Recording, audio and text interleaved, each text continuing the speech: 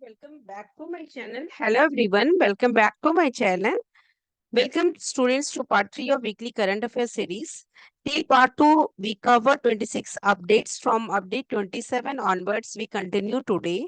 This video contains prelims MCQ based question for UPSC, BPSC, SSC, SBI, IBPS, many banking exams, defense exams, mains question for state PCS, UPSC, BPSC, one-liner recap for memory boost, flowcharts and diagram for quick grabs.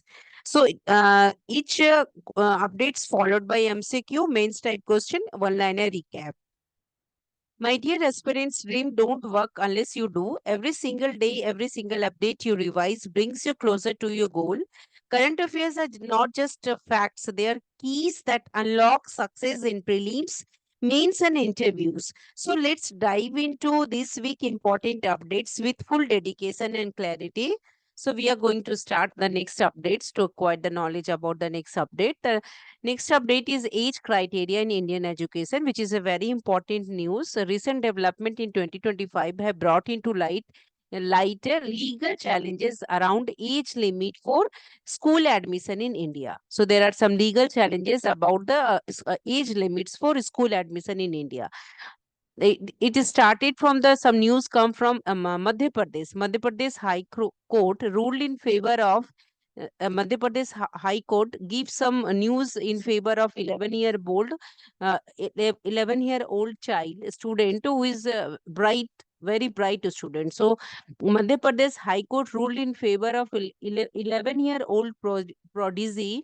They are interested to take admission in class 9 despite being below the prescribed age. That child is not having the age of class 9th, but Madhya Pradesh High Court ruled in favor of that 11-year-old boy to take admission in class 9. So this case, because of this case, it has brought attention to the balance between rigid means strict age norms and recognizing exceptional academic talent. The school must recognize the exceptional academic talent, the IQ of the student, the bright students. So because of this Madhya Pradesh High Court, some news, this age criteria news has come. Now about the age rules in school education. Indian education policies fixed some age limit for each class.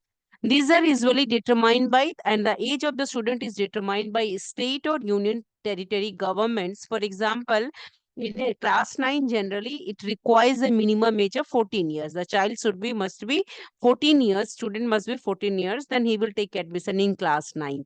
The CBSE enforces these rules through examination bylaws. So CBSE enforces this rule by examination bylaws. So these bylaws state, no, and according to these CBSE bylaws, there is no relaxation in age limit is allowed according to CBSE bylaws.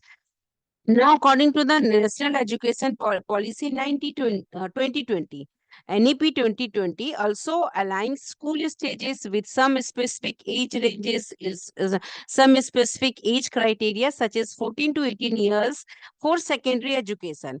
The child student must be 14 to 18 years for classes 9 to 12. For classes 9 to 12. 14 to 18 years, according to NAP 2020. So NAP 2020 structured age of the student. According to NAP 2020, foundational stage between 3 to 8 years means preschool and grade up to grade 1 to 2.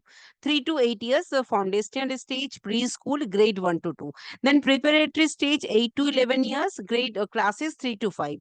Middle stage 11 to 14 years, classes 6 to 8. Secondary stage 14 to 18 years, classes 9 to 12. So this framework guides curriculum and pedagogy, but not explicitly address exception for gifted children. So this curriculum, according to these rules, they are not giving any privilege to the children who is very gifted and brilliant child.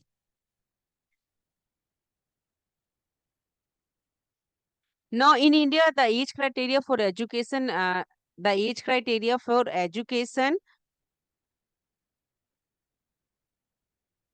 is determined by state government and varies through recent trends. The NAP 2020 aim to standardize it. NAP 2020, what is the role? It aims to standardize the education with a common guideline being a minimum of 6 years. According to NAP 2020, student age must be 6 years for class 1. 6 years for class 1. Admission as of 26-27 academic year. Previously, the class school has taken 5 years child also in the class first, and now it is 6 year. NEP 2020 provides a framework for age ranges across different states of education, including a foundational stages 3 to 8 years and secondary stages 14 to 18 years for classes 9 to 12. So, key aspects of Indian education criteria is a state-specific guidelines. There is a specific guidelines. So through the NAP 2020 states are overreaching guidelines. Actual age limits for specific classes are often set by individual state, or it is often set by individual state or union territory governments. So for nursery to class 1, nursery requires age of 3 years. Class 1 shift to a minimum age is 6 years. Minimum age of class first, the student must be 6 years. And for admission is being implemented across various states. With the academic year session 2026-27, the student must be 6 years to take admission in class first. Now, according to NEP 2020 framework, there are 4 stages: foundational stage, preparatory stage, middle stage, secondary stage. So, foundational stage 3 to 8 years, preparatory stage 8 to 11 years, middle stage 11 to 14 years, and secondary stage 14 to 18 years. So, foundational stage means include preschool to the classes first to second. So, which is focusing on early learning, holistic development, and focusing on playway method. So, the student will develop holistically. Next one is the preparatory stage, 8 to 11 years, means classes third to fifth. Middle stage classes 6 to 8, 11 to 14 years. Then secondary stage 14 to 18 years means classes 9 to 12. So there are some flexibility and exception also according to RTE Act, Right to Education Act, guaranteed free and compulsory education for children between between RTE Act, between RTE Act provides free and compulsory education for children between 6 and 14 years. So court ordered relaxation. Courts have an court ordered some relaxation also in some exceptional cases permitted underage students to advance to higher grades based on the merit, and the child is gifted children, meritorious students, high academic record. So though it is not a standard practice. According to the practical advice, check local guidelines, focus on early childhood education, stay informed. So always verify the current age specific guidelines when a school is taking admission, when a school is enrolling child any. Focus NEP 2020 emphasize play-based, activity-based learning in the early years in the foundational stage till class second. So which helps to bring a strong education, a strong foundation for formal education. So it is important to keep track of development in all the educational policy and local announcement, as each criterion admission rules can be adjusted. So there is up to the 2020 cutoff of minimum and maximum age for school admission. December 31, 2022, it was given a class first admission. Playgroup nursery is 3 years, that is a 3 years, and then junior kindergarten 4 years, and senior kindergarten 5 years. Class first must be 6 years.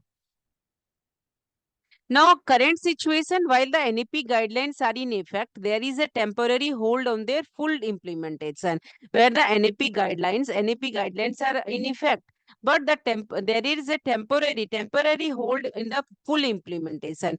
Just move to the Karnataka.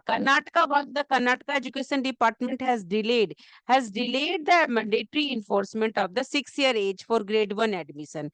So Karnataka Education Department delayed this enforcement.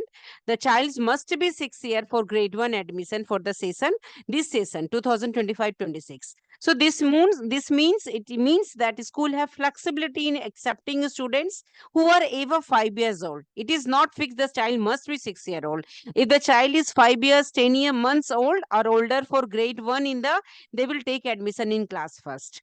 So, however, for LKG and UKG, most schools are adhering means accepting strictly to the NEP guidelines, requiring children to be 4 or 5 years old, respectively, as of June 1st. Karnataka Education Department also provide one-time grant of rupees 10,000. Now, meaning 10,000 to parents who are admitting their children to class first in government school. It is news from Karnataka. Now, about the age criteria for this, according to the NEP, the pre-nursery 3 years, nursery 4 years, and then UKG 5 years, class first 6 year, and then second, third, fourth, fifth, sixth, seventh, eight, nine. So it becomes 6 year, first year, 6 year, then 7 years, 8 years, 9, 10, 11, 12, 13, 14 years. So legal practices for age relaxation are also there. Courts have occasionally allowed underage students to move to higher classes based on the merit. The child is highly meritorious, gifted children. So courts have occasionally allowed this type of students. So Patna High Court, it is news from Patna High Court also. Patna High Court in 2024 allowed 10-year-old student to take admission to the class 10. Is that clear? So Patna High Court has given a permission to the student which is only 10-year-old to take admission in class 10 after knowing about after reviewing exceptional academic records. That child is highly meritorious, the child is highly gifted children. Now next news is from Himachal Pradesh. Himachal Pradesh High Court in 2022 permitted an 8 year 8 year old with a high IQ, means gifted children, to join class 8 provisionally. So these are the two news from Patna and Himachal Pradesh. Now, next news is from Madras High Court also in 2021. They allowed a 16-year-old prodigy to appear for NEET. Is 16-year-old student age criteria for NEET is 18 years. They allowed the 16-year-old student to appear for NEET medical entrance exam despite being younger than the official age limits. So these are the legal practices for age relaxation for exceptional cases, but it requires careful monitoring. Now there are challenges of promoting younger students. Experts warn that age is not the sole indicator of the sole indicator of readiness. Emotional, social, physical development matters. So younger student in senior classes may face, if the younger student take admission in senior classes, so there may be a chances that younger student may face peer pressure and stress, peer pressures and stress. Now, school is also a social environment where age similarity helps in emotional growth. So, when a student is having high IQ, does not guarantee that student is socially and mentally mature or coping ability. So, accelerated promotion might cause long-term difficulties despite academic success. So, there is a need of balancing right and regulation.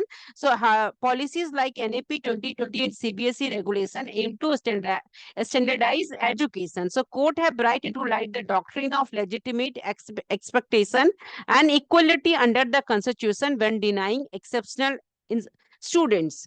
So it is a very important point. The court have brought into light the doctrine of legitimate expectation and equality. The school must take the admission and provide the students to higher classes if the child is meritorious. So it is for exceptional students. So this remains a need for clear guidance to manage such cases fairly, neatly, honestly, without compromising child welfare. So prelims question is given. Just pause the video and read that class first, classic series needed. Mains question is given. And one-liner recap is NEP 2020 prescribed class 1 entry age is 6 year. Previously it was 5 years, 6 year. Restructuring school education into the 5 plus 3 plus 3 plus 4 system, and the ages between 3 to 18. Age criterion is school education NEP 2020. So there is a 5 plus, 3 plus, 3 plus 4 plus stages. 5 plus 3 plus 3 plus 4. Foundational stage 5 years, preparatory stage 3 years, middle stage 3 years, and secondary stage 4 years. Age criteria 3 to 8, then 8 to 11, 3 to 8, 8 to 11, 11 to 14, 14 to 18. So same, it's given a foundational stage, preparatory stage, middle stage, secondary stage. Flow chart is given, and the pattern is 5 plus 3 plus 3 plus 4, 5 plus 3 plus 3 plus 4 structures.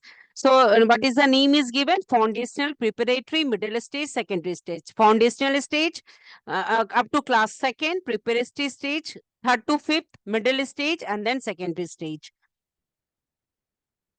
Now next stage is about the dyschorhea. Dyschorhea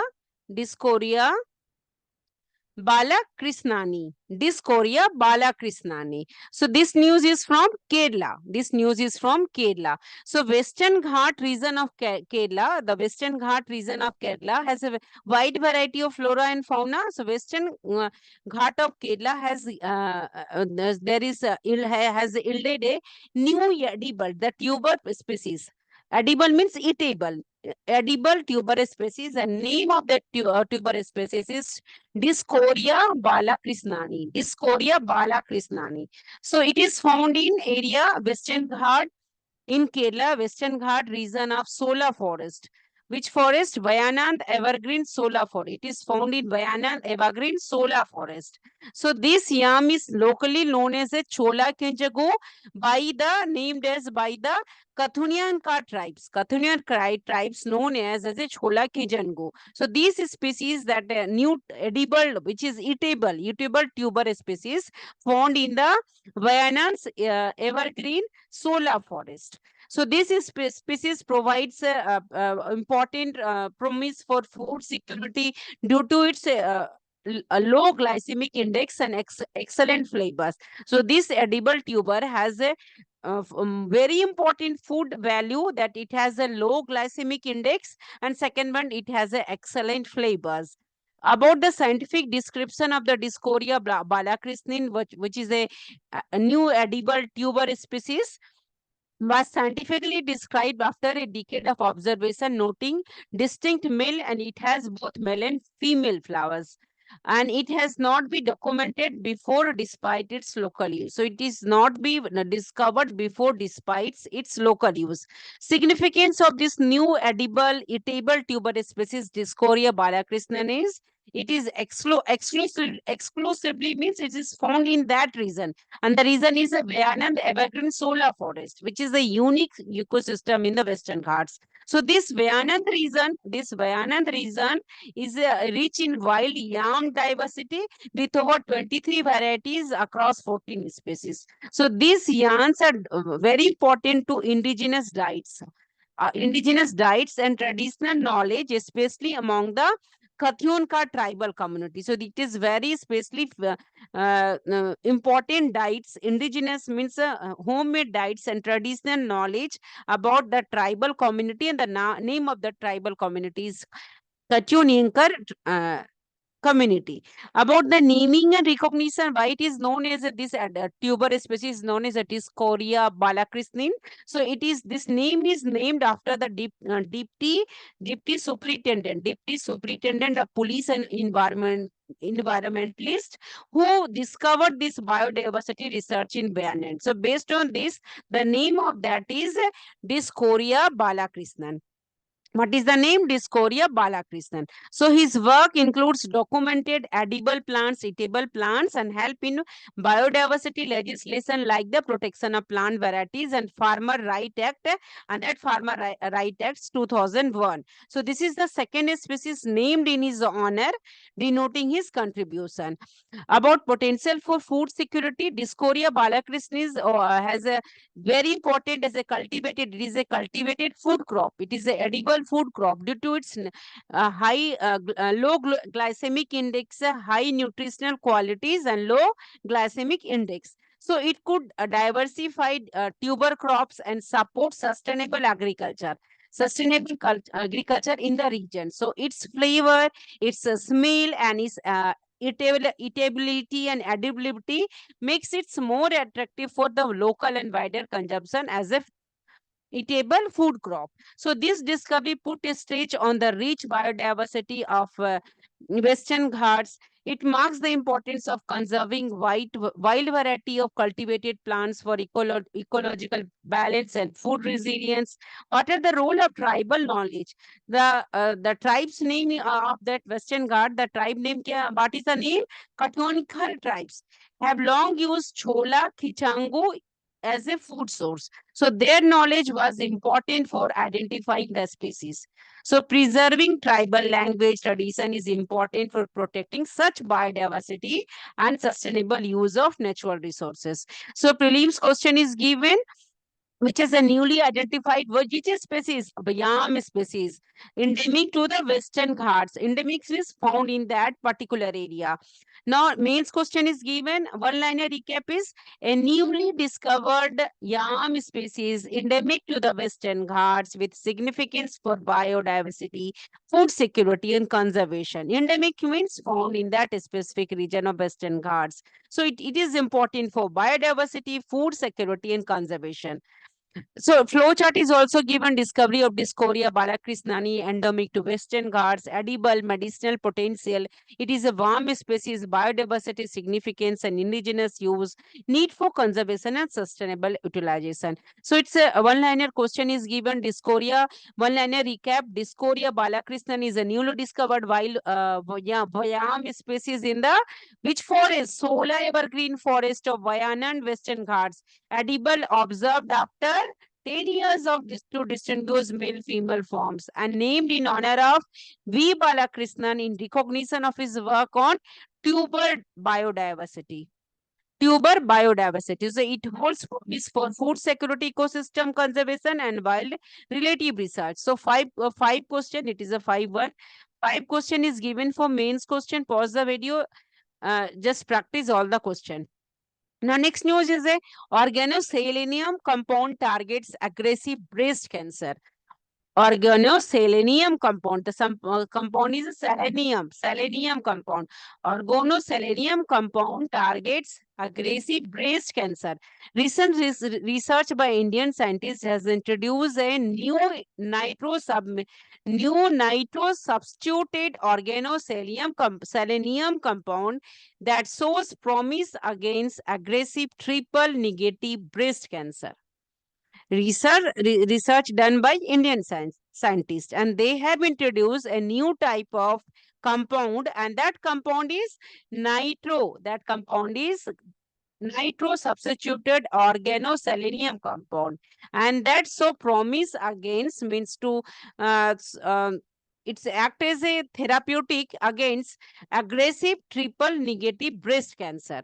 So this compound modulates key cancer cell, modulates solved key cancer cells, signaling pathways to reduce growth of tumor and also reduce tumor spread.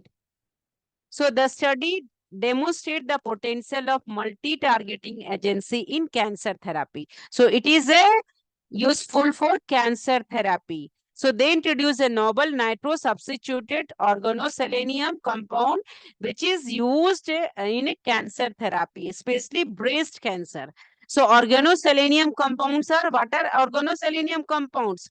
Organoselenium compounds are chemical entities which is containing selenium. What is it is containing? It is containing selenium bonded to organic groups. So they occur naturally. Selenium occur naturally in some plants and can be synthesized. It can be prepared in laboratories also. So these selenium have quality and have attracted attention for the diverse many different types of biological activities, including anti-cancer effects. It means it help in cancer therapy. However, their ability to influence multiple cancer-related signaling networks simultaneously remains underexplored. So till now, it has also ability to influence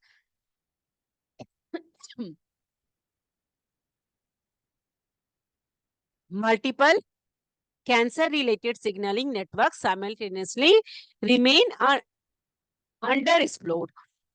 synthesis of nitro substituted compound. Synthesis of nitro substituted compound. The compound is 4-nitro substituted benzylic disulfonide, diselenide 7. It was prepared through nucleophilic substitution reaction. Nucleophilic substitution reaction. The compound is 4-nitro substituted benzylic diselenide, which is prepared through nucleophilic substitution reaction.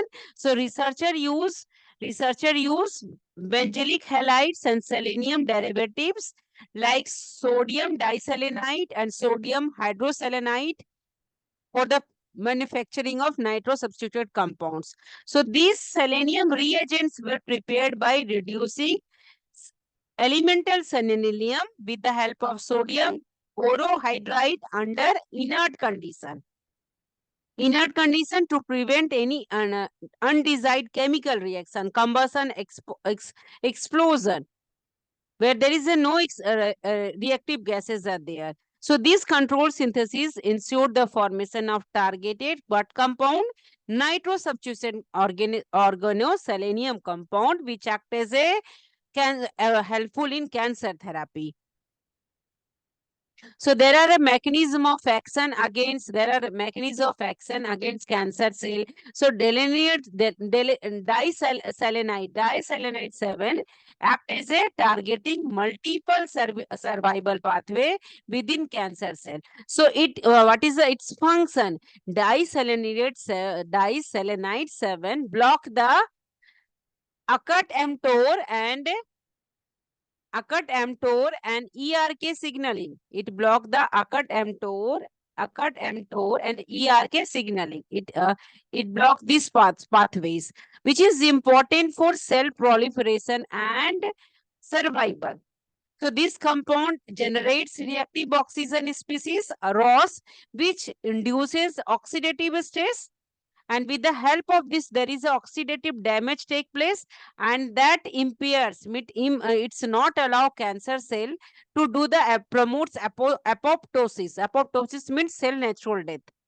So it additionally, it also reduces inflammation, which often support tumor progression. So delenium 7's block pathway ACAT-mTOR and ERK signaling pathway, and it acts as the oxidative stress, which not allowed cancer cell to regenerate and to lead to the cell death. It also causes inflammation, which supports tumor to not progress. So these combined effects decrease the invasiveness and metastatic potential of triple negative breast cancer cell. So metastatic potential of triple negative breast cancer cell means it will not affect other cell. Metastatic means one cancer cell is spreading to the different other cells. So diselenide 7 act decrease the effect of metastatic stage. In vivo efficacy and impact about that in experiment with Swiss albino mice. The experiment happened with the mice, Swiss albino mice bearing breast adenocarcinoma. This mice is having breast cancer. Cancer is adenocarcinoma. So this mice is treated with diselenide 7. And this cancer mice suffering from the cancer.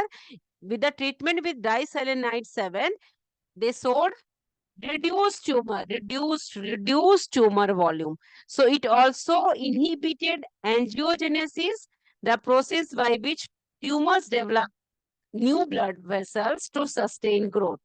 So the diselenides treated experiment done with the Swiss albino mice, and that mice is suffering from breast adenocarcinoma, and they show reduced tumor and blood vessel to sustain growth. So the compound lowered metastasis, means it's not cancerous cell is not affecting other cell, and extended the lifespan of treated animals, and that treated animals life is extended, increase. So these results validate its potential as an effective multi-target anti-cancer agent. What is this? That agent is a diselenide 7. Now, significance of this triple negative breast cancer is very aggressive. This triple negative breast cancer is very dangerous and it lacks targeted therapies due to absence of hormone receptor,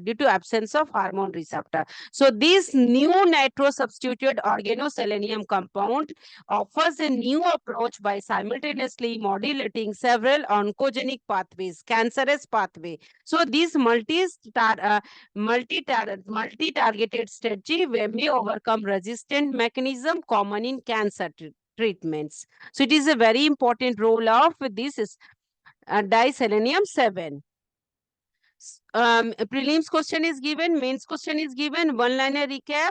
Selenium strikes cancer, organoselenium fights aggressive breast cancer. This link selenium strike cancer, so immediately remember it's therapeutic. Means it's reducing the effect of cancer. Organoselenium compound shows promise in targeting aggressive breast cancer, offering potential for new therapeutic approaches and cancer care advancements. Again, same is given the flow chart. Discovery of organoselenium compounds target aggressive breast cancer cell, potential therapeutic application, advancement in cancer research and treatment, and improved public health policy and patient cares. Next news is Zeroseed's discovery in Kutch. Recent research has identified the village name is Matano Mad in Gujarat, Kutch. Matano Mad in Gujarat, Kutch district, Gujarat, Kutch district as a key terrestrial analog for Mars. So jarosite discovery, the discovery of jarosite, which is jarosite is a rare iron-rich sulfate mineral. Jarosite is a iron-rich sulfate mineral. Dating back 5, it is discovered with the help of radioactive dating method back 55 million years ago. So recent research has identified in the village of Matano Mad in Gujarat's Kutch district as a terrestrial analog for Mars, and this name is a jarosite, which is a rare iron-rich sulfate minerals. So it is dated back 55 million years ago, which links Earth geological past with Martian condition. So this discovery provides a new path for new discovery for planetary science and future Indian Space Research Organization mission, including Mangalyaan 2. So these findings provides new pathway for ISRO, including Mangalyaan 2. About the geological significance, jarosite, jarosite is a yellow mineral. Jarosite is yellow mineral formed through the interaction of iron, sulfur, potassium, and water. So, interaction of iron, sulfur, potassium, and water. It is a yellow colored mineral. So, it is rare on Earth and usually linked to volcanic. It is usually linked to volcanic activity. So, the jarosite is in Matanmu formed during the which period? Paleocene period, around 55 million years ago, when volcanic ash mixed with marine water. So this jarosite is discovered formed during which period? Paleocene period, around 55 million years ago, which it formed when volcanic ash mixed with marine water. So this mirror condition on Mars, where jarosite was first detected by NASA Opportunity rover in 2004. NASA Opportunity rover in 2000. First detected by NASA Opportunity rover. It was first in 2004. Thus, this similarity suggests that ancient Kutch had environmental and chemical conditions comparable to those on Mars. So, this similarity suggests that ancient past Kutch had environment and chemical condition comparable to those on Mars planet. About the Matanmur, this area, it is a harsh, sparsely populated terrain area, which is ideal for simulating Martian surface condition. And there is a presence of clay, which is mixed with jarosite minerals, expands when wet, resembling Martian soil behaviors. So it provides a unique opportunity to study different types of minerals, biochemistry, which is relevant to the red planet surface, Mars planet. About ISRO Planetary Exploration Initiative, ISRO is expanding its planetary, improving is increasing its planetary research with multiple analog sites. Alongside Matanuma Madhe, the Himalaya Outpost for Planetary Exploration, Hope in Ladakh, alongside Matanumad, Himalayan output for planetary exploration, Hope in Ladakh, simulates Mars atmospheric and temperature conditions. Simulate means copying the environment of that in Mars environment and temperature condition.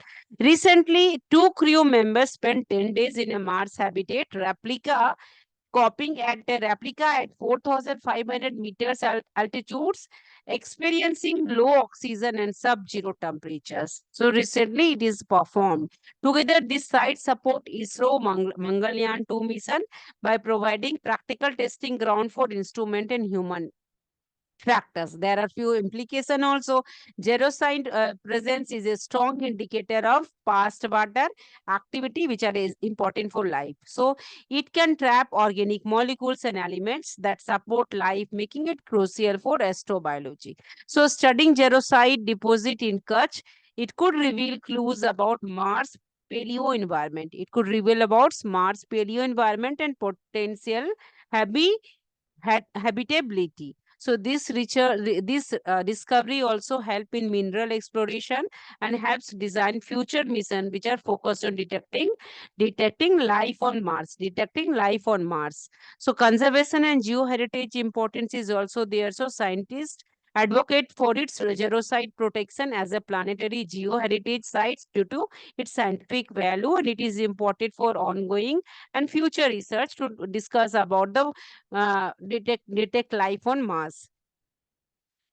One line recap, prelim question is given, mains question is given. One line recap is geroside discovered in Kutch, Gujarat, a sulfate mineral that forms in acidic condition, significant for understanding earth geology and Mars-like environment.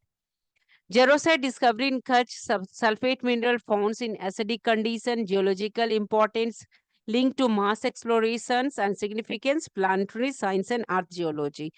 Next news is NCERT launches Digital Inclusive Learning Initiative. NCERT has launched Digital Inclusive Learning Initiative. The National Education NCERT, National Council of Education Research and Training, marked its 65th Foundation Day. How many? What is the foundation say? 65th Foundation Day. So 65th Foundation Day in 2025 by unveiling several key initiatives. They have taken its NCRTs, and on that day, 65th Foundation Day, have taken several key initiatives. So, few key initiatives are aligning. These key initiatives are aligning closely with NEP 2020. So the focus on improving digital learnings, the most important focus is to focus on digital learning, improving digital learning, then early childhood education and inclusive education across India. So all the student will get the similar quality of education. There should be no disability. So inclusive education, inclusive education across India. Bal Vatika DTH channel they launched, NCRT launched. The channel name is a Bal Vatika, which is dedicated to DTH TV channel. The Prime Minister E-Vidya channel number 35. Channel number is 35. So it targets children age to the children age is 3 to 6 year. 3 to 6 year. The channel offers engaging audio-visual content, which helps in improving foundational literacy and numeracy. So this is about the 3 to 6 years. So it helps in improving foundational literacy and numeracy. It support teachers, Anganwadi workers, parents in delivering early childhood care education. Now, this initiative extend digital education to pre-primary learners or fulfilling NEP 2020 goals. for holistic development. About Diksha, this is about the Balvatika DTH channel. Now about the Diksha 2.0, and other digital platform. The upgraded Diksha 2.0 platform introduces artificial intelligence features. Diksha 2.0 introduces artificial intelligence features, provide a structured lesson, adaptive assessment, personalized performance feedback. Key tools include read aloud, closed captioning, multilingual text translation in how many Indian language? 12 Indian languages. So Diksha 2.0 enhances accessibility for different type of learners and support educated also with advanced digital sources. About the NCERT launches digital inclusive learning initiative. So in inclusive education, so process the 2.0, process 2.0, which is a platform, which is process 2.0 is an improved disability screening tool. Process 2.0 is an improved disability screening tools, which helps children to early identification of children with disabilities. Process 2.0 helping to knowing the children, early detection of children if the children is having any disabilities. So it integrates with UDICE Plus, APAR and Swalambam card system. Swalambam card system. So it is integrated with UDICE Plus, APAR ID and Swalambam card system. So these facilitate timely support for दिव्यांग learners, disabled learners. Additional किताब एक पढ़े अनेक Additionally, किताब एक पढ़े अनेक follows universal design of learning principle also. इसको this one is also improved. And now it offers accessible textbook for classes 1 and 2, which is mostly catering to disabled child's diverse learning needs. So additional education innovation is given, and NCERT introduces virtual reality VR labs. NCERT introduced virtual reality VR labs in demonstration schools to promote immersive learning. PM eVidya mobile app was also launched. PM eVidya mobile launch was also launched as a centralized access point for multi-format digital content. So what is the mobile app name? Is a eVidya mobile app, which is a centralized access point for multi-format digital content, So there is also presence of new primers. New primers were also published, and the language is Hindi, Sanskrit, Hindi, Koya languages, which is supporting linguistic differences diversity. A book title name is a Utkal Janni Khara Sujogya Santana. A book title name is Utkal Janani Kara Sujog Santana, celebrated 100 notable personalities from Odisha. Next one is release a vocational education handbook, and the name is PSSCIB. What is the name? PSSCIB. It is a vocational education handbook, skill education handbook to strengthen the skill development to improve vocational training under NEP 2020.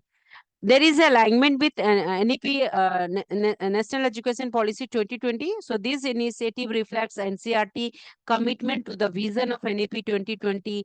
It emphasizes digital transformation, inclusivity, and curriculum reform. NCERT continues to lead in developing the National Curriculum Framework, NCF SC 2023. So it is continue to lead in developing the NCF SC 2023 and the foundational stage frameworks 2022. The Foundational Day celebration reinforced NCERT role as a key driver of educational changes and reform development in India. So it is given the flowchart also, NCERT Digital and Inclusive Learning Initiative, then tech-enabled platforms, inclusive approach, equal access for student nationwide, supports NEP 2020 goals, digital equitable education. Prelims question is given, mains question is given, and recap is one-liner recap. NCERT launches digital and inclusive learning initiative, help aimed at equitable, accessible, tech-enabled education for all students. Next news is there is a guideline for co-location of Anganwadi center with school. guidelines for co-location of Anganwadi center with school. The government of India has recently launched a comprehensive guideline for co-locating Anganwadi center, AWCS, co-locating Anganwadi centers school, with school. It aims to strengthen early childhood care education, early foundational stage education, early childhood care education. It aims to strengthen early childhood care education by integrating preschool education with formal schooling. Preschool education with it also support the vision of a developed India by enhancing care and learning for young children. It also help support the vision of a developed India by improving care of young children, learning for young children. So this movement aligns with NAP 2020 and the Nipun Bharat. NAP 2020 and Nipun Bharat mission to improve foundational literacy and numeracy. The child should read and child should do the basic arithmetic, literacy and numeracy. Recent initiative and contest, the Ministry of Education and Ministry of Women and Child Development jointly discovered these guidelines. The initiative targets 15 crore children and seeks to ensure their health, nutrition and education from the earliest stage, foundational stage. So it promotes seamless transition from Anganwadi to grade 1. Seamless transition from Anganwadi to grade 1, which help in improving student retention and learning outcomes. This also the student will retention means student will not take TC, and now there should be less dropout.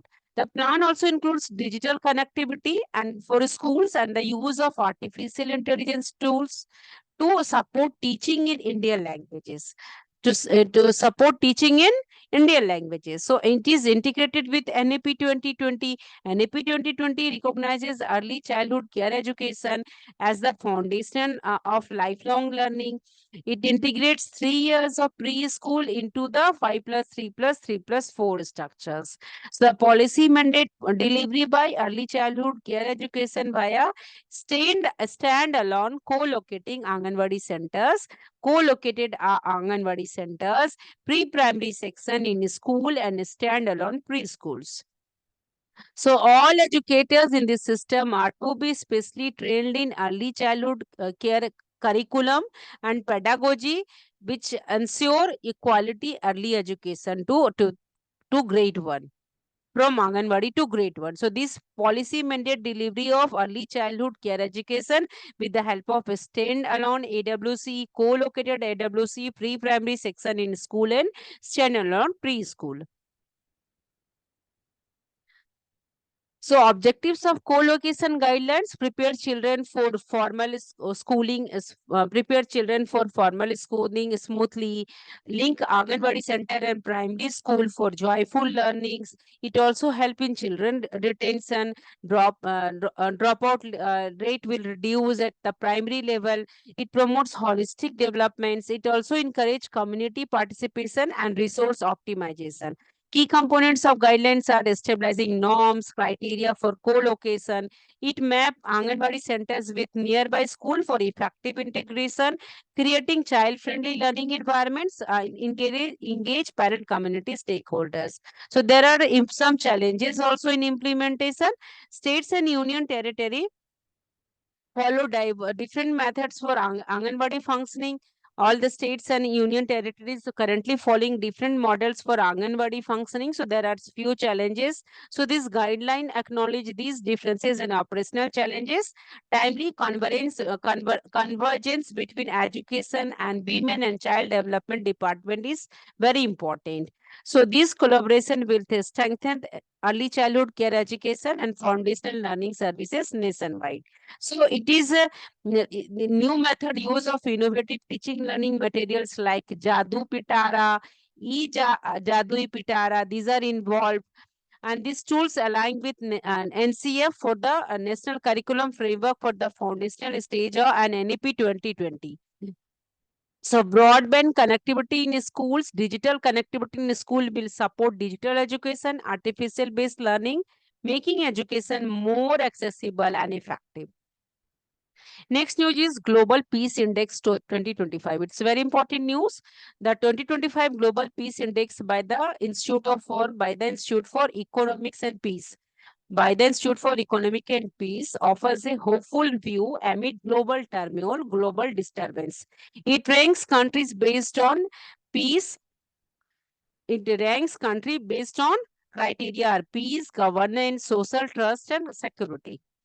So in this global peace index, the top country is the Iceland's. Top country is Iceland's. Tops the list from 18 consecutive years. So Iceland topped the list from 18 consecutive years. Iceland topped the list from 18th consecutive year. Continuously 18th years at top the list of 18 consecutive list here, Global Peace Index. Other peaceful nation includes Ireland, New Zealand, Switzerland, land, Iceland top. Another consecutive peaceful nations are another peaceful nation, land, Ireland, New Zealand, Switzerland. So these are the peaceful nation. Now Singapore stand out as a Asia. Singapore stand out as a Asia's sole representative in the top 10. Asia only representative in the top 10 of Global Peace Index 2025 is Singapore. About India, India ranks 115. India ranks 150. India ranks 115, reflecting ongoing challenges. There should be improvement is required.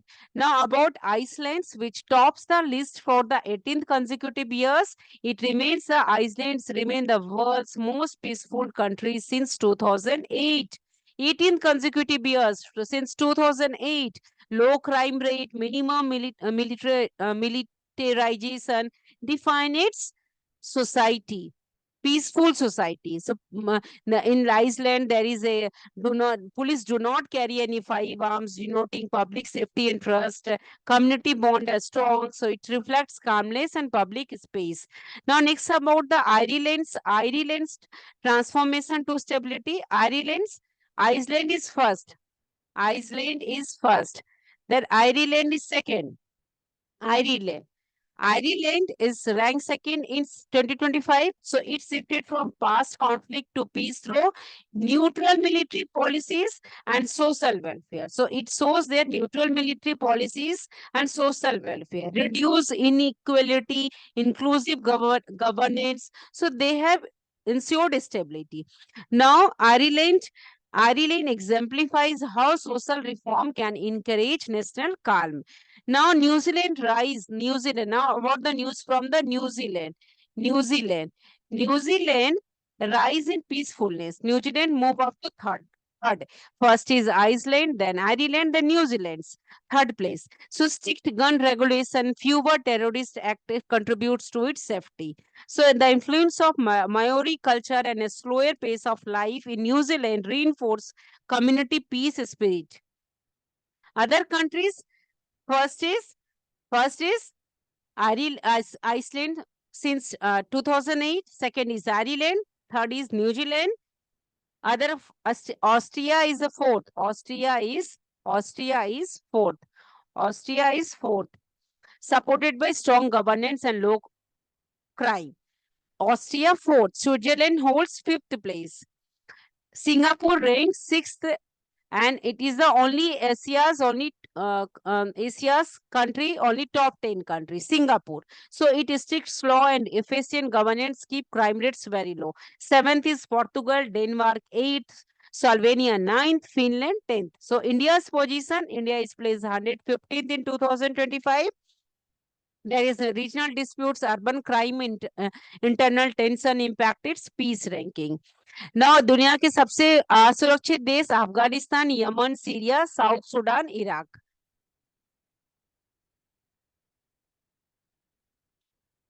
Global Peace Index edition is a 19th edition. Coverage is 163 countries, territories, 97.7% of world population.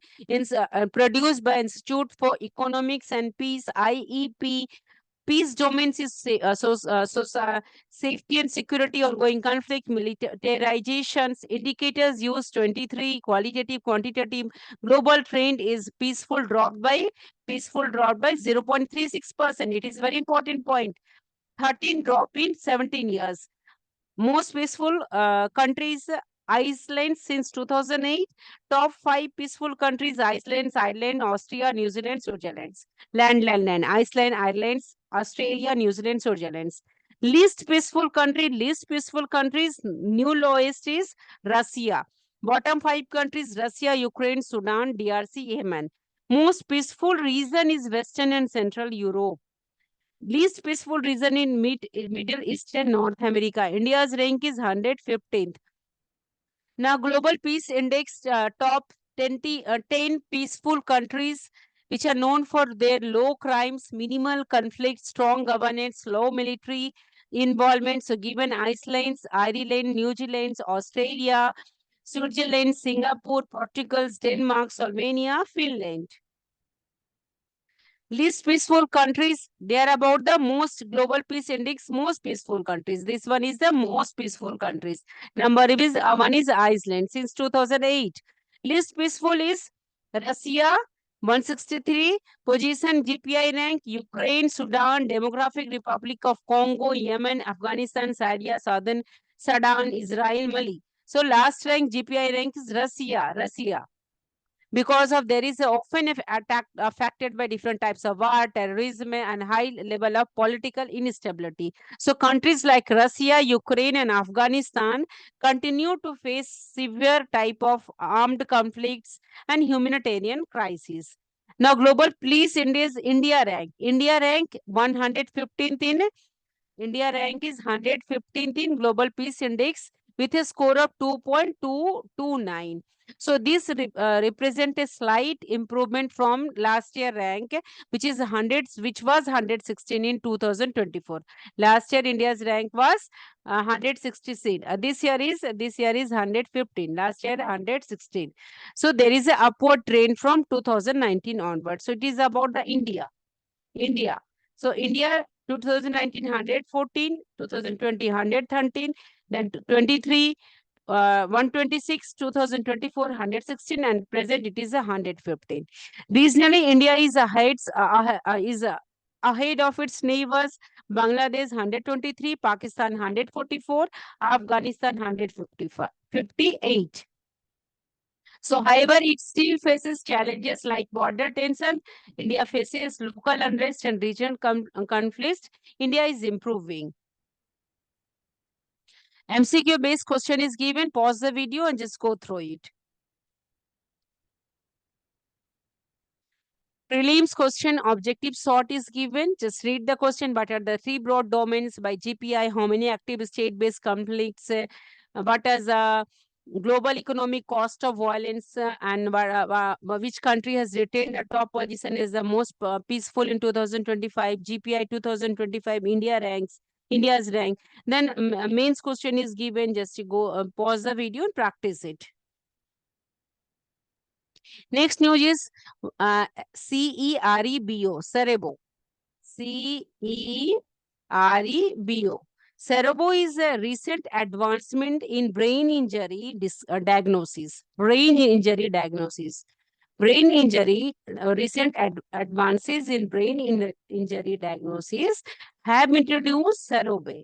What is Cerebro? Cerebro is a new handheld device which is designed to detect traumatic brain injuries quickly and safely. So it is a one device. What is a Cerebro? Cerebro is a new handheld device which help in detecting traumatic brain injuries quickly and safely. So it is developed by Indian Research Institute, developed by Indian Research Institutes. It's offer a portable, non-invasive, and cost-effective alternative to traditional imaging tools. So it is cost-effective, portable, than traditional imaging tools. This helps to improve early detection and treatment outcomes of traumatic brain injuries, especially in resource-limited settings, because it is portable and cost-effective. So, Cerebro was created through a partnership involving the Indian Council of Medical Research, ICMR, Medical Device and Diagnostic Mission Secretariat, MDMS, AIMS Bhopal, NIMHANS Bangalore, and Bioscan Research. So they are created with this collaboration, this institute collaboration. So this device, advanced near infrared utilizes infrared near infrared spectroscopy, which combined with machine learning. Infrared spectroscopy combined with machine learning to identify intracranial bleeding inside your brain, intracranial bleeding and brain swelling. So it helps in diagnose this type of problem if a person is having. So it has undergo difficult, rigorous clinical validation and regulatory approval, confirming its accuracy and safety. About the features and uses, it provides color-coded, radiation-free result within 1 minute. So it is safe for use on infants and pregnant women also. So it is designed for use by paramedics and unskilled person. This device is designed for use by paramedics and unskilled person. It's a very important point. So making it ideal for ambulance also. We can use it in ambulance, rural clinics also, villages clinic also, trauma centers also, and disaster response units. So it helps in diagnose rapid triage and decision making where CT scan or MRI scan are unavailable or delayed in these areas. So about the intracranial bleeding, a brain hemorrhage, which is the help of cerebral, we can know it very easily. So it is about that what are the causes, which is include trauma. The reason is because of trauma, high blood pressure, weakened blood vessels. Symptoms are sudden and can include a severe headache, confusion and weakness or numbness on one side of body. So the cause of the cranial bleeding or brain hemorrhage is life-threatening condition because of the cause is a blood vessel rupture, intracranial pressure, oxygen. The bleeding prevents oxygen deprivation, less oxygen for reaching the brain. So these are the problem because of the intracranial bleeding. Types of hemorrhage, the brain hemorrhage is intracerebral hemorrhage, which is bleeding directly into the brain tissue. The next one is the subdural hematoma, bleeding between the brain and outermost protective layer, dura-mater. Epidural hematoma, which is bleeding between the dura-mater and the skull. And subarachnoid hemorrhage, bleeding into the space between the brain and the innermost protective ears. So these are the type of brain hemorrhage. Causes and risk factor of brain hemorrhage, head trauma. This is the other one, accident, and hypertension, high blood pressure is also, and vascular abnormalities, weak blood vessels. So other factors also, if a person consume high amount of alcohol and smoke a lot. Significance of this Cerebo device is it is a TBI occurred due to sudden head trauma, disrupting brain function. If the problem, which is the patient is suffering any brain problem, so they range from from mild consciousness to severe injuries, causing long-term disabilities. So in India, TBI means the different types of TBI means the different types of brain problems. Okay, so traumatic brain injuries, TBI, traumatic brain injury. So this TBI occur due to sudden brain injury or head trauma, or patient suffering from mild consciousness or to severe injuries. Consciousness spelling is wrong given. Now the TBI cause high morbidity and mortality because of this traumatic brain injury. So there is causes death also. With many road accident is also happening. So traditional methods such as the traditional method is Glasgow. Traditional method is a Glasgow comma scale. Our subjective and imaging is during the accident, it is done the Glasgow comma scale or subjective method, which is very expensive and infrastructure dependent. So this Cerebo help in because it is portable, so help in knowing the different types of brain condition if the patient suffered from any accidents. Now, clinical validation and impact. Multi-center trials at major trauma and neurosurgical center demonstrated Cerebo's diagnostic accuracy and time-saving benefits. So, the Cerebo is a device which is accurate and time-saving, portable, effective user adoption, and integration into emergency care pathways. Health technology assessment recommend its use in tertiary care to optimize trials, reduce imaging cost also, and accelerate CT scan utilization. So there are challenges in therapeutic brain injuries diagnosis due to lack of visible injury because we are not able to see inside the brain. So there is a subtle symptom. So monitoring neurological status in the first 24 to 48 hours post injury is very important. So long-term effects include long-term the patient suffer from cognitive deficits, emotional disorder, physical disabilities, increased risk of neurodegenerative diseases if a person is suffering from traumatic brain injury. So Cerebro is affordable, accessible diagnostic tools can bridge gap in timely cares. Cerebro's prelims question, the objective-based question is given. Just pause the video and practice it. Then one-liner recap. Cerebro is a compact EEG foundation model that use alternative attention to decode brain oscillation efficiently. Trained on 20,000 plus hours of EEG, enabling application from seizure detection to emotion recognition. EEG means electroencephalograph, which is a medical test which record your brain's electrical activity with the help of electrodes placed on your scalp. So it is a non-invasive tool used to diagnose and monitor brain condition. Any brain injuries, brain malfunctioning. Mains question is given. Just pause the video, practice it, write it down, and practice it. Flowchart is given. Cerebro's EEG model, compact encoder for brains, data and trainings, architectures, spatial across channels, compact size is there, faster and memory efficient application used in seizure detection, emotion recognition, gait prediction, anomaly classification. Advantages given: faster than standard measure, 2 times faster, 6 times less memory, high accuracy and benchmark. So these are the flowcharts. Now, one thing more, there is a no need to confuse with I'm given this uh, table. The reason is that there is a EEG foundation which is we have learned previously in the discovery for the brain to know about the traumatic brain injury. So Cerebro. Next, Cerebro is a project management tool. No need to confuse with that. It is a software for managing visual content, heavy workflows, animation, marketing architectures. So it is a IT tools. Next, Cerebro. Next is a Cerebro is a lab tool to track specimen through multiple accessing, processing, ensuring identification and minimizing error. So it is a pathology tool. So no need to confuse with these 3 types of Cerebro. No need to confuse. So 3 types of Cerebro is one is the EEG foundation model. Second is the software. Third one is the Leica, which is the pathology equipments. So no need to confuse with these 3. Next news is air quality life index report.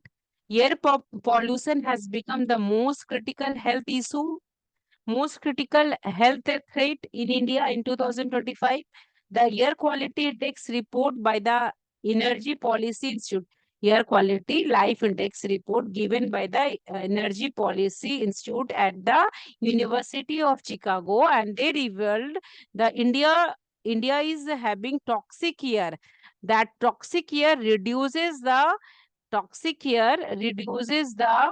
average Indian life expectancy by 3.5 years because of this toxic air, and we are inhaling it. Our age is declining, reducing by 3.5 years. So this loss surpasses impact from malnutrition, tobacco use, and unsafe water combines.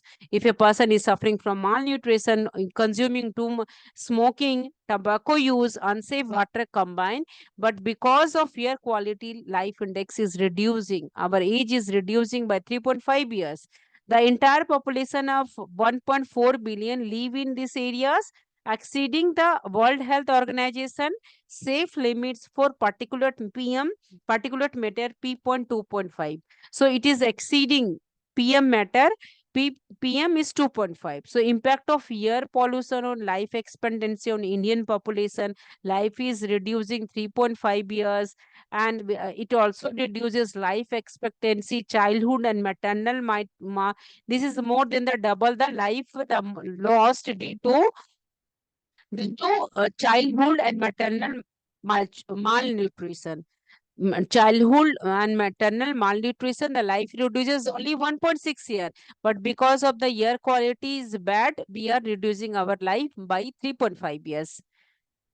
So tobacco use shorten our life only 1.5 years. So this data marks the extreme health burden we are suffering because of polluted years. Northern India, about the geographical concentration pollution, Northern India remained the world's most polluted region.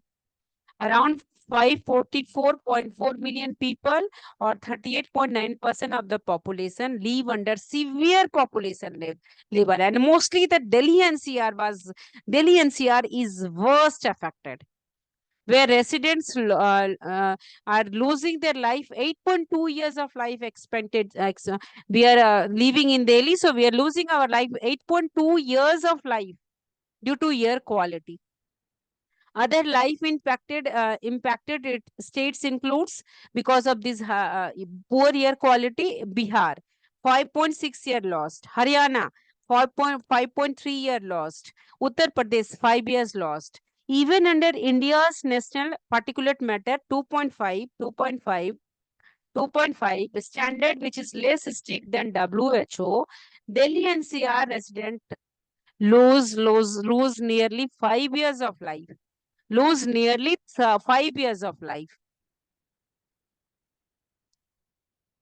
So national and international standards, shockingly, 46% of India live in areas exceeding India's own air quality standards. So 46% of Indian population are living in areas which is exceeding India's air quality, poor air quality standards. So reducing pollution to meet national benchmarks could add 1.5 years to life expectancy on average. If we will reduce population, our life will improve 1.5 more, will increase 1.5 more. So stricter rule to be adherence to WHO guidelines of 5 microgram per meter cube PM 2.5 particular matter could increase life expectancy by up to 9.4 months, even in cleaner regions. If you're residing in any pollution-free region, your life will increase up to 9.4 months. So these figures show the urgent need to control pollution.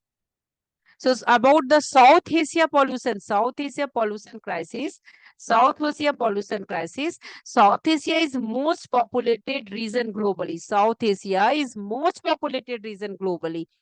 Particulate matter 2.5 levels rose by 2.8% in 2023 after a brief decline in 2022. So across the region, air pollution reduced average life expectancy about 3 years. In the worst affected zone, the loss is 8 years. People are living there, losses are up to 8 years in South Asia, which is the most populated region globally. So there is a call for policy and public action worldwide is required. A QLI report warns that without bold intervention, million will continue to lose healthy life years due to toxic air. So there is an emergency for policy and public action. Prelims question is given, just go through it.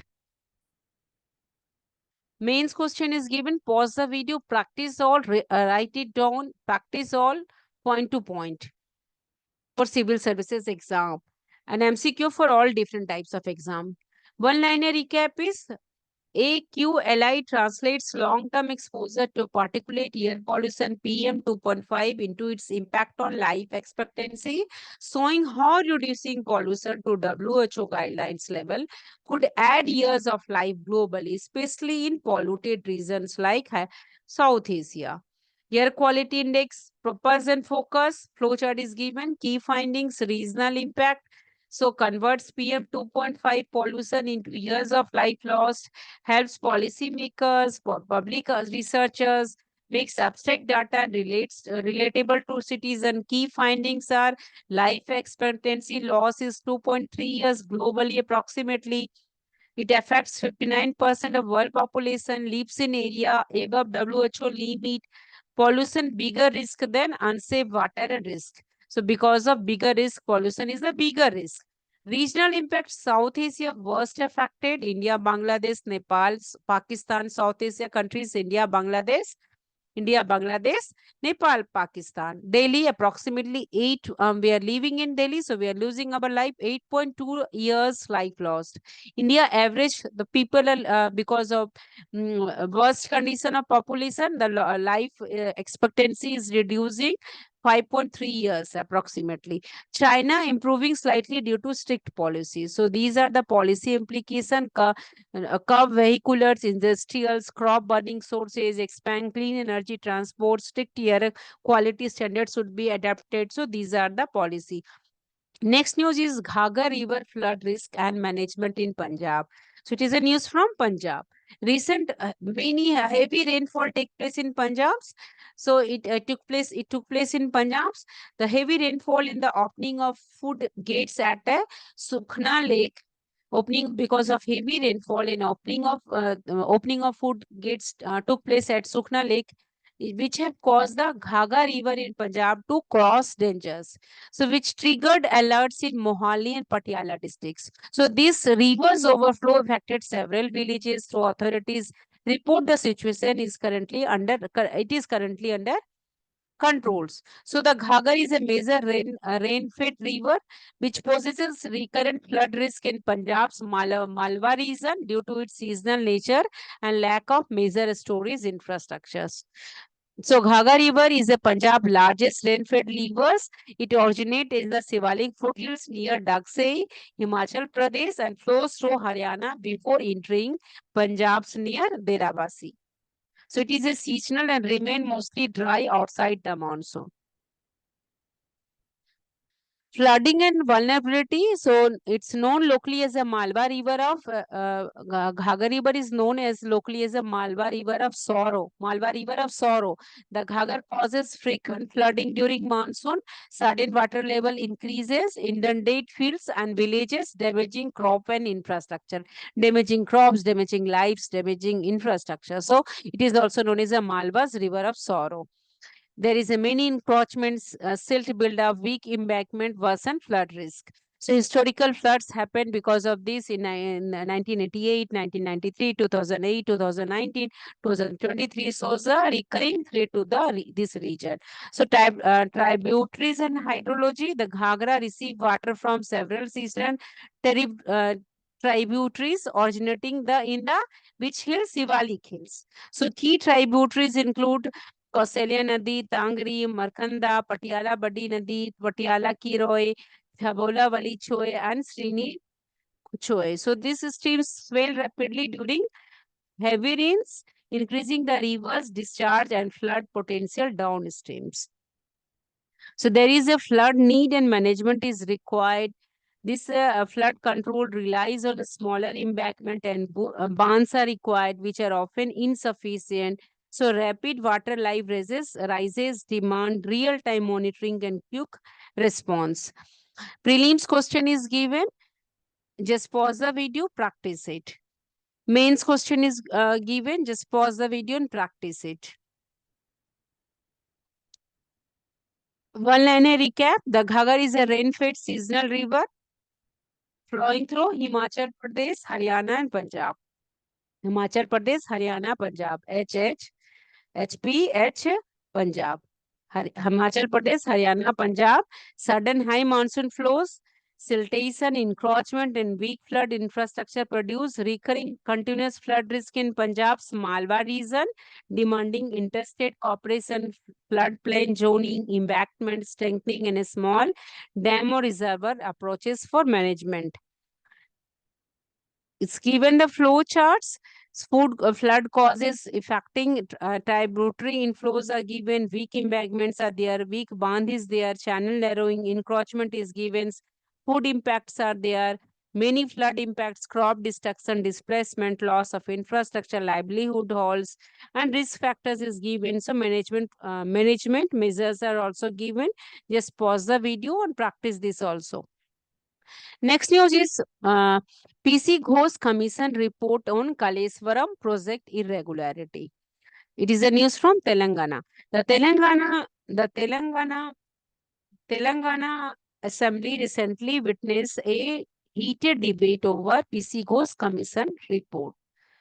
The report investigated irregularity in the design and construction of irregularity where it is because of this debate started, because it is seen that there is irregularities in the design and construction of the Kaleswaram lift irrigation project. So this project costing over 1.10 lakh crore, which aim to lift water from Godavari river for purpose for irrigation and drinking water supply. The commission held from Chief Minister K. Chandrasekhar Rao and other officials responsible for serious gaps. So the government is expected to announce follow-up actions soon. Kaleswaram project was conceived to boost help in irrigation and drinking water supply in Telangana. So this project involved lifting water from Godavari and distributing to several reservoirs. So included the construction of 3 barrages at Medigadda, Anaram and Sundila. So the commission proposed, the Congress government appointed the Justice PC Ghosh, Congress appointed Justice PC Ghosh Commission to probe allegation and corruption and irregularities during the project's execution under the previous Bharat Rashtriya Samriddhi government,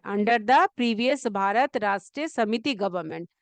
It is a 665 page. How many page report? 665 page report, which are stable in the assembly, revealing serious financial and administrative lapses. There are key findings on irregularities. So the irrigation minister, Chi Harish Rao, finance minister, Esthala Rajendar, and senior bureaucrats were also criticized for negligence and mismanagement. Accused former Chief Minister K. Chandrasekhar Rao for direct involvement in irregularities. There is a ignoring expert advice and approval is also there.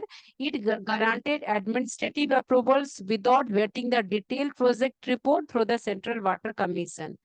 So it is also ignoring expert advice and approvals. Now, there is a suggestion of report and evidence.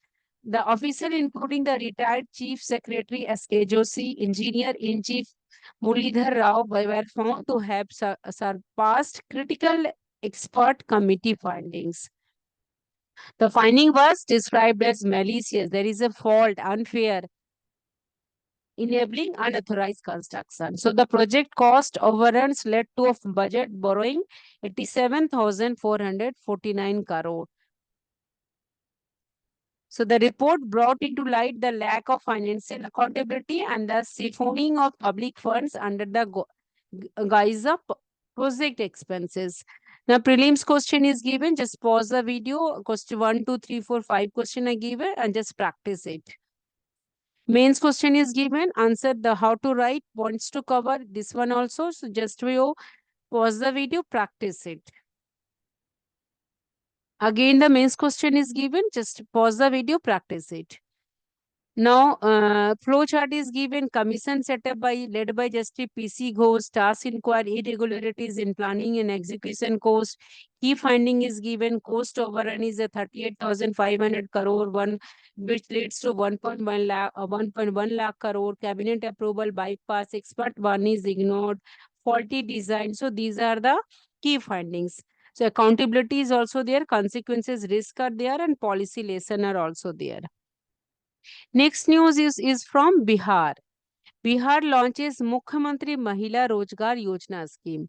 Mukhyamantri Mahila Rozgar Yojana scheme. So name that is, it provides financial assistance, financial support to one women from every female. So this aim gives assistance to one women from every family, one women from one family, from every family. So it helps to empower women economically and curb migration by creating local job opportunities. So women, no need to women to go to the other state to do job. So this is the reason it is a Mukhyamantri Mahila Rozgar Yojana, one women from every family. It 10,000. The scheme offers how many? What is the amount? Is 10,000 as the first installment to women entrepreneurs to start a business of their choice.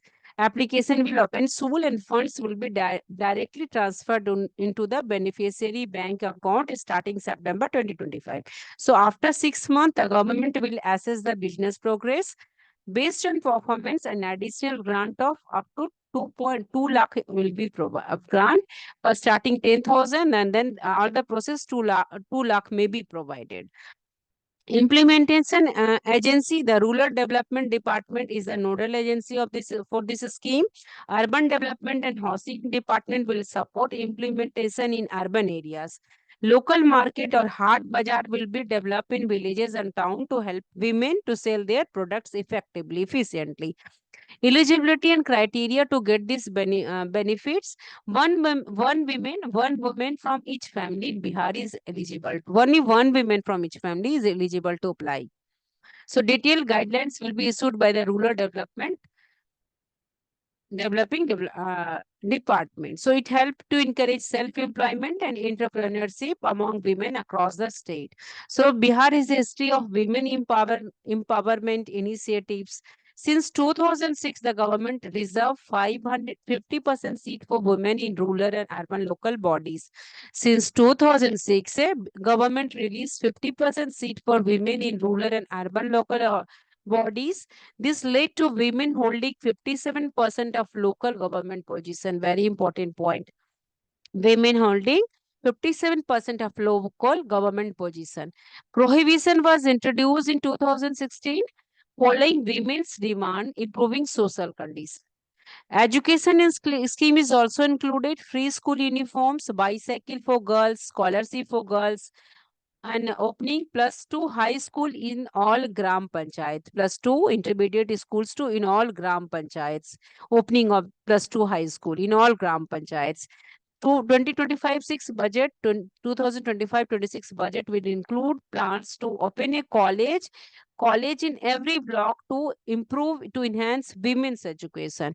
So the social and economic empowerment initiative, and the government increased the monthly pension for women from 400 to 1,100, 1,100, benefiting from 1.12 crore women. How many? 1.12 crore women. And the scheme is Jivika scheme, which launched in 2006 with World Bank support, which focuses on forming self-help groups. Currently, 11 lakh self-help groups with 1.40 crore women members operates across Bihar. Jivika scheme also implements the National Urban Livelihood Mission, helping women financially independent. MCQ question is given, mains question is given. Bihar launched the Mukhyamantri Mahila Rozgar Yojana to promote women employment, self-reliance and empowerment. Next news is a Ramnon Magsaysay Award. Ramon Magsaysay Awards. The foundation, this award is the foundation to educate girls globally, known as Educate Girls. It received the prestigious Raymond Magsaysay Award in 2025. That the foundation name is the Educate Girls Globally. As Educate Girls, it received the prestigious award, Raman Magsaysay Awards in 2025. So it is the first Indian organization first Indian organization to get the Raman Magsaysay Award. The foundation to educate girls globally. First, it is a first award, Raman Magsaysay Award. The award recognizes their effort to future cultural stereotypes by educating girls and young women, empowers girls with skill and confidence. Alongside educate girls, Sahina Ali from Maldives and Flavino Antonio L. Villanueva were also recipient for their public service contribution. Very important point. Alongside adequate girls, Sahina Ali from Maldives, Flavino Antonio L. Villanueva were also recipient for their public service contribution. About the Raman Magsaysay Award, it established in the year 1957. Raman Magsaysay Award. Raman Magsaysay Award is Asia's award which is equivalent to the Nobel Prize.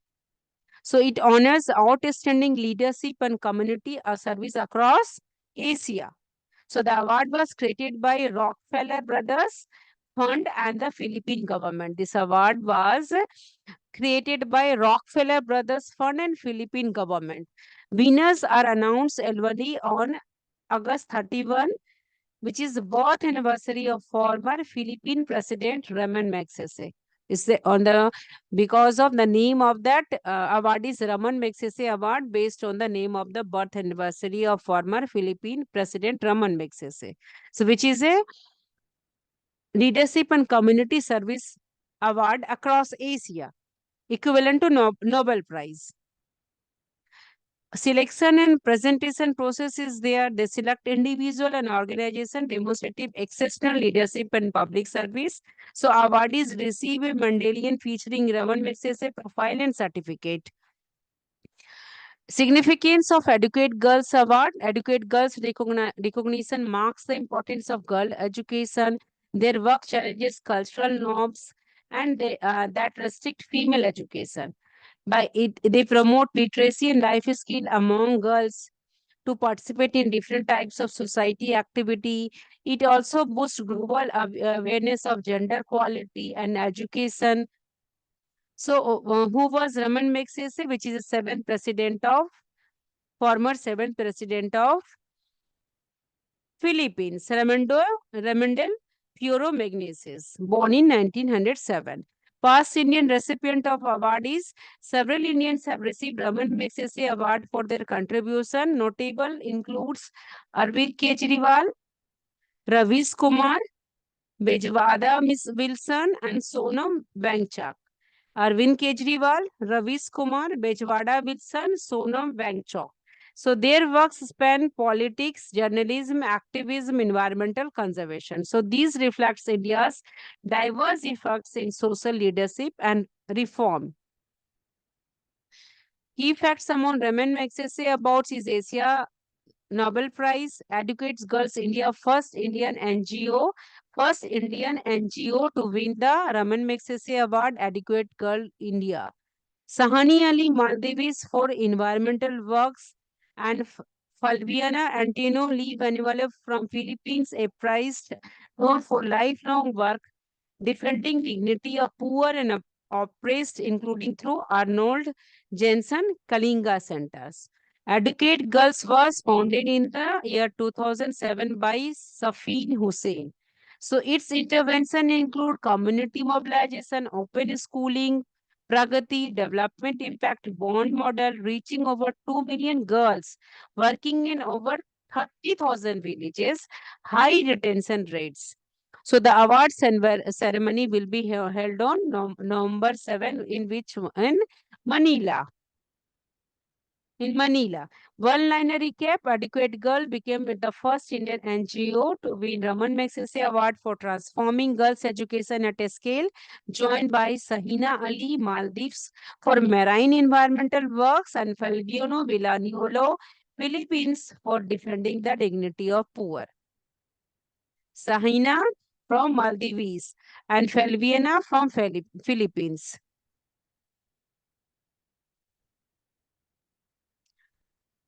MCQ question is given, pause the video, practice it. Mains question is given, kindly practice it. Raman Magsaysay about flowchart is given. So Educate Girls, first Indian NGO to works to focus girls education programs. Sahanani for Maldives, marine ecosystem protection, plastic pollution, environmental activism, and then Falviano Villanueva from Philippines, which is who is a prized and social worker, work with poor and run Arnold Johnson Kalinga Center, run Alone Shankar Kalinga Center, defends dignity of oppressed. Next news is Atlantic Meridional Overturning Circulation Collapse. Atlantic Meridional Overturning Circulation is facing an unprecedented risk of collapse, which is not happened previously. It is facing an unprecedented risk of collapse within the next century. So recent research reveals that tipping point for Atlantic Meridional Overturning Circulation shutdown due to could be reached in just a few decades, although the full collapse may take 50 to 100 years to occur. So this development marks shift in climate risk assessment, denoting there is an urgent need to understand and reduce the consequences of this ocean current weakening. About Atlantic meridional overturning circulation is a key component of global ocean conveyor belt. It transports warm surface water from tropic to the northern hemisphere. Upon cooling, this water sinks and flows back southward as a deep current. So this circulation distributes heat also nutrients across the world's ocean and influences climate patterns globally. So current status is it is a study so AMOC Atlantic meridional overturning circulation is at its weakest in 1600 years. Because reason is a melting Greenland ice, Arctic freshwater influx, reduce water density, weakening its the sinking process that drives AMOC. So facing an unprecedented risk of collapse within next century. So climate models predict 35 to 45% weakening of the Gulf Stream, which is a part of AMOC by 2100. So this weakening bring the system dangerously close to unstable tipping points. So there are consequences if it collapses. Europe's climate will cool and losing the warming effect of Gulf Stream. Northern hemisphere pattern will also shift. Northern Atlantic North Atlantic will experience cooling. These changes will disturb ecosystem, agriculture, and human settlements. What are the role of other ocean in AMOC dynamics? The Indian Ocean rapids warming. The Indian Ocean rapid warming affects AMOC indirectly. Increased rainfall over the Indian Ocean reduces Atlantic precipitation, raising salinity in the tropical Atlantic. So these are the role of other ocean in AMOC indirectly dynamics. Future projection and climate implication are required. The climate models suggest AMOC collapse is no longer a low probability event. So this marks the critical need for climate actions to prevent crossing dangerous thresholds. Prelims question is given MCQ based. Pause the video, practice it. My dear aspirants, I have created Telegram channel. If you want PDF, I will share the PDF. Mains question is given. One liner recap is the Atlantic Meridional overturning circulation is weakening due to climate driven freshwater input, risking a tipping point collapse this century with dramatic impacts on global climate, rainfall, sea levels, and ecosystem. Atlantic Meridional overturning circulation is a large system of ocean currents carrying warm water from large system of ocean currents carrying warm water from tropics, North Atlantic, driving global heat balance. Causes of weakening and collapse are the melting Greenland ice, freshwater deluge, and rising surface temperature, lower water density, increased rainfall in high latitudes, climate change disturbs salinity and circulation. There is a possible timeline. Studies one collapse tipping point could be reached between 2050 to 2070 under high emission. Major consequences cooling in northern Europe, disruption of African Indian monsoon, global rainfall patterns, and South America and Sahel routes, intensified climate exchange, global implication is also there, and response and adaptation is also there. Next news is United States courts limits presidential tariffs under IEEPA. So recent development in the United States have challenged the scope of presidential authority in imposing tariffs under emergency power. On 29th August 2025, the United Court of Appeals for the Federal Circuit ruled 7-4 that several tariff announcements by President were illegal. Tariff announcement by President Donald Trump were illegal. The court held that President does not have wide-ranging authority to impose tariffs under the International Emergency Economic Power Act 1977. The court held that President does not have a power to impose tariffs under the IEPA of 1977. So this ruling upheld as an earlier decision by the Manhattan Trade Court, but has been stayed until October pending an appeal to the Supreme Court. So this case marks tension between executive power and legislative oversight in trade policy. Background of IIPA is given. It was enacted in 1977 to replace the Trading with the Enemy Act of 1917. It grants the United President authority to declare a national emergency in response to unusual threat for abroad affecting national security, foreign policy, or the economy. Under this law, the president may impose sanction or restriction without prior congressional approval. Now, Trump's use of emergency power for tariffs, Donald Trump invoked, as all of us are knowing, that IIPA multiple times to justify tariffs aimed at reducing the U.S. trade deficits. So his administration imposed sweeping tariffs on imports from Mexico, Canada, China, and other countries, citing a national emergency due to unfair trade practice and lack of reciprocity.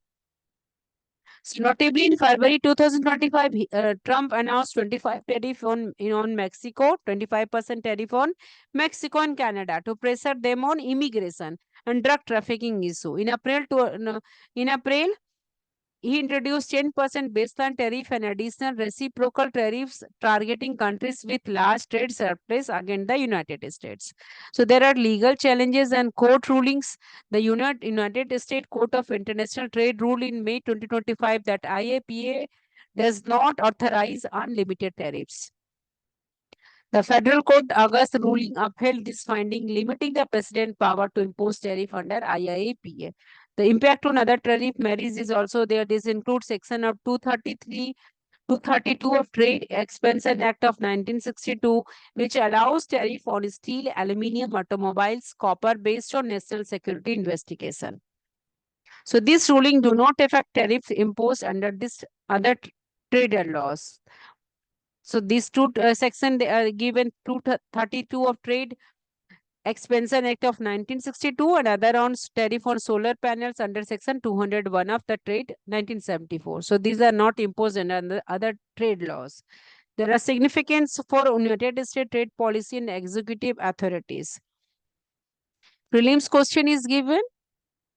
Mains question is given. So one line recaps. United States federal courts have ruled that IIPA does not authorize the president to impose sweeping tariff across nearly all imports under a declared national emergency, and the case is now headed to the Supreme Court. Flowchart is given. International Emergency Economic Power Act. President imposes sweeping tariffs 2019. Claimed authority under IIPA. Legal challenges field case BOS selection versus Trump. Court of Internationals, Court of Appeals, legal principles. Next step, United States Supreme Court to decide that final scope of presidential tariff power under IIPA. So legal principle is invoked by court, major question and doctrine, broad powers needs. So these are about that. Next, we will learn in the next part. Kindly revise all the updates, practice it, write down Mains question also, practice pre question also, one liner which will help you to memorize. Thank you for watching. Kindly watch next series.